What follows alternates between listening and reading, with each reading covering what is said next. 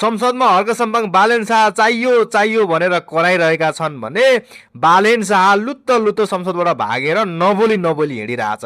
तपाईँले कसरी हेर्नु भएको छ? को दोषी जस्तो लाग्छ तपाईँलाई यो हर्क सम्बन्ध र बालेन शाह मध्येमा? कम्प्लिट बालेन शाहको गल्ती, हर्क शाहमा कुनै पनि गल्ती छैन। हर्क शाह मैले एउटा पार्लिमेन्टेरियनले अपोजिसनले गर्ने काम गरेको छ।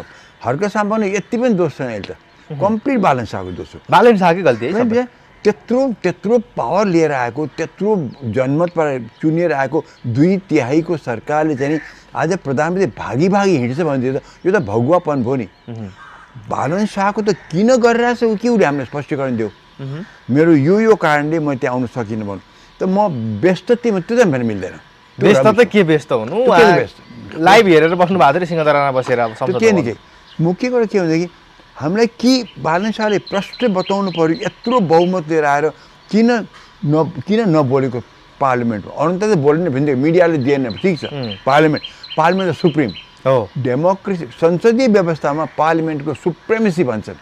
ऊ प्रधानमन्त्रीमा धेरै माथि पार्लिमेन्ट। किन त्यहाँ बोलेन? कारण के त्यो देखाऊ। न त पनि सेन्सर गर्नुपर्छ, न त भनेदेखि पार्लिमेन्टको चिफले अध्यक्षले चाहिँ सेन्सर नै गर्नुपर्छ कि खेद प्रकट गर्नुपर्छ कि प्रधानमन्त्री किन उपस्थित भएर जवाफ दिएन। कि दिनुपर्ने प्रधानमन्त्री हो।